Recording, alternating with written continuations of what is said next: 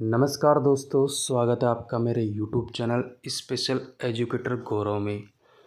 आज से क्लासेस शुरू कर रहे हैं। मैं आईडीटी फर्स्ट ईयर के पेपर नंबर 3 है, उसकी जो यूनिट है 1.1, ठीक है, आकलन स्क्रीनिंग और मूल्यांकन मापन के बारे में जो है उसमें, तो आज हम उसके बारे में पढ़ेंगे। पेपर नंबर 3 आपका assessment of children with developmental disabilities. तो इसमें जो पहला टॉपिक है आकलन क्या होता है। जो आकलन है वो है, आकलन का जो आशय है, आकलन का आशय सूचनाओं को एकत्रित करने की प्रक्रिया के द्वारा विद्यार्थियों के संदर्भ में किसी विषय के बारे में निर्णय प्रदान करना क्या कहलाता है, आकलन कहलाता है। आकलन से जो तात्पर्य है कि किसी भी विद्यार्थी के बारे में कोई भी सूचना है, कोई भी जानकारी लेनी है तो किसके द्वारा ली जाती है, आकलन के द्वारा ली जाती है। इसके द्वारा जो स्टूडेंट है उसके किसी भी निर्णय विषय के बारे में क्या के लिए लिया जाता है, निर्णय लिया जाता है। कोई भी विषय है कि उस विषय में वह कितना परफेक्ट है, कितना नहीं है, इसके बारे में जो नॉलेज है वो किसके द्वारा ली जाती है, आकलन के द्वारा ली जाती है। अब बात करते हैं कि जो आकलन है, आकलन की प्रक्रिया में प्रदत्त कार्य प्रदर्शन परीक्षण का प्रयोग किया जाता है। जो आकलन की प्रक्रिया है उसमें जितना भी जो कार्य किया गया है, प्रदर्शन किया गया है, जो भी उसकी रिपोर्ट है उसका परीक्षण का प्रयोग किया जाता है। आकलन में छात्रों को बिना अंक अथवा ग्रेडिंग के क्या दिया जाता है, फीडबैक दिया जाता है, ताकि शैक्षिक उद्देश्यों की प्राप्ति में अंतिम मूल्यांकन के पूर्व सुधार हो सके। आकलन में क्या है, जो छात्रों को क्या बिना अंक व ग्रेडिंग के फीडबैक दिया जाता है कि छात्र ने जो सिखाया गया उसमें कितना सीखा है, या एक ये पूर्वानुमान लगाया जाता है कि जो भी शिक्षक के द्वारा बच्चे को पढ़ाया गया उसमें उसने कितना सफलता प्राप्त की है, ये आकलन के द्वारा पता लगाया जाता है। इसमें कोई भी छात्र को कोई अंक नहीं दिया जाता, बल्कि इसमें फीडबैक लिया जाता है कि उस चीज़ स्टूडेंट को कितना उसके अंतर्गत नॉलेज है या नहीं है।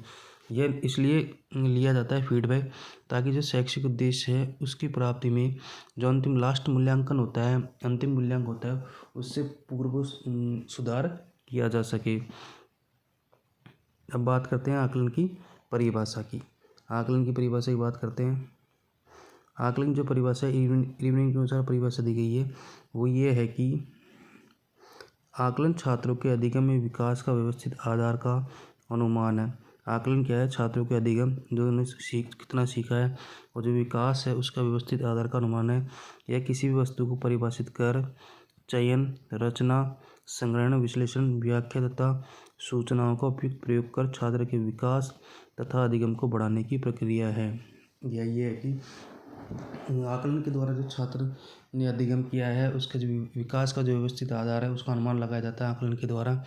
इसमें यह भी होता है किसी वस्तु को परिभाषित कर उसकी जो चयन है, रचना है, संग्रहण है, विश्लेषण तथा व्याख्या तथा सूचनाओं का उपयुक्त कर जो भी आकलन के द्वारा जो भी चीज़ें चयन की गई हैं, रचना की गई हैं या संग्रहण की गई है, जो विश्लेषण करके जो व्याख्या की गई है और जो आकलन के द्वारा जो सूचना मिली है उनका जो उपयोग करके छात्र के विकास में तथा अधिगम को बढ़ाने के लिए कार्य किया जाता है। इरविन के अनुसार ये परिभाषा दी गई है। ये परिभाषा ज़्यादा जरूरी याद करें, इंपॉर्टेंट परिभाषा है आकलन की।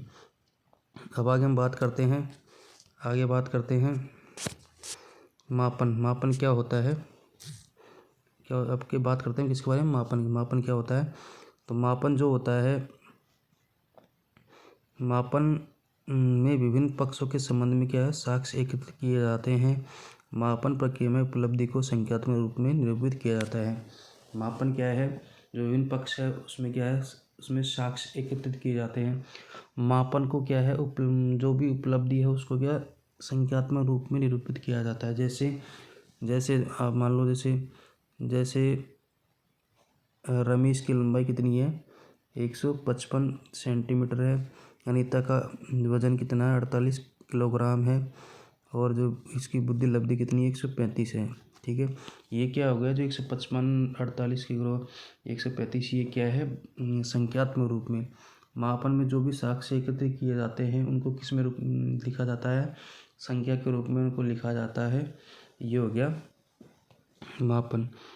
ठीक है, अब आगे बात करते हैं मापन के बाद।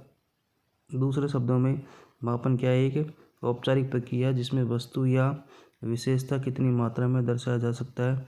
जब शिक्षक छात्रों की उत्तर पुस्तिका को जांच करता है तो अंक प्रदान करता है। यह छात्र की उपलब्धि को दर्शाता है कि छात्रों को कितने अंक प्राप्त हुए। जब शिक्षक छात्रों की जो कॉपी चेक करता है तो उसमें जो अंक प्रदान करता है वो भी क्या होता है कि मापन होता है। और जो अंक किस में देता है, संख्या के रूप में प्रदान करता है तो वो क्या होता है, मापन होता है। अब आगे है मापन के बाद मूल्यांकन। मूल्यांकन क्या होता है?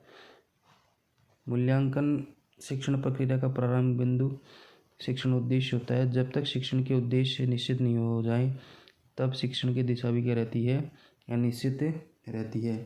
शिक्षण प्रक्रिया का प्रारंभ बिंदु क्या होता है? शिक्षण उद्देश्य होता है। बिना उद्देश्य के कोई शिक्षण नहीं कराया जाता है। जब तक शिक्षण के उद्देश्य निश्चित नहीं होते तब शिक्षक की जो शिक्षण है उसकी दिशा क्या है, अनिश्चित रहती है कि बच्चों को क्या पढ़ाना है क्या नहीं पढ़ाना, और जो पढ़ा रहे हैं उसका उद्देश्य क्या है ये पता नहीं रहता। शिक्षण उद्देश्यों की प्राप्ति हेतु शिक्षक भी ऐसी परिस्थितियाँ उत्पन्न करता है जिनसे बालक में वांछित व्यवहारिक प्रयत्न आ सके। मूल्यांकन पृष्ठ पोषण देने का कार्य करता है। मूल्यांकन क्या है? पृष्ठ पोषण देने का मतलब फीडबैक देने का कार्य करता है।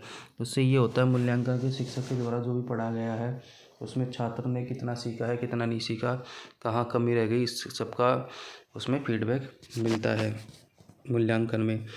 अब आगे बात करते हैं इसमें बात करते हैं कि जो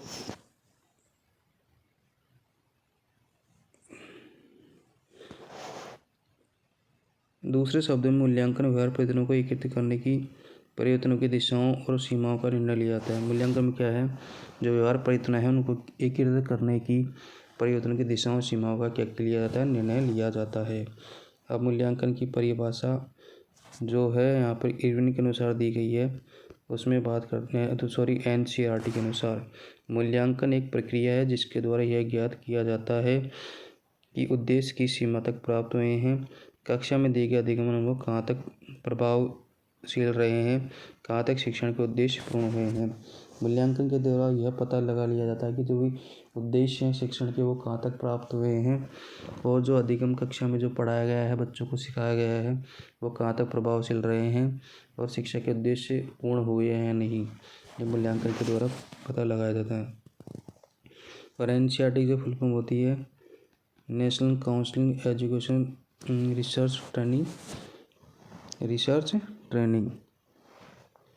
ठीक है दोस्त, अब आगे विभेदन और जांच।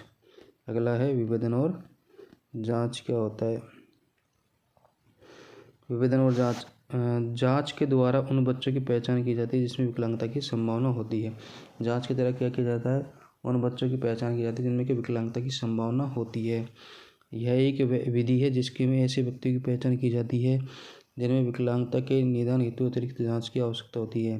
विकलांगता के निदान के लिए हेतु क्या होता है? अतिरिक्त एक्स्ट्रा जांच की आवश्यकता होती है, परंतु इसके द्वारा किसी भी व्यक्ति को विकलांग साबित नहीं किया जा सकता।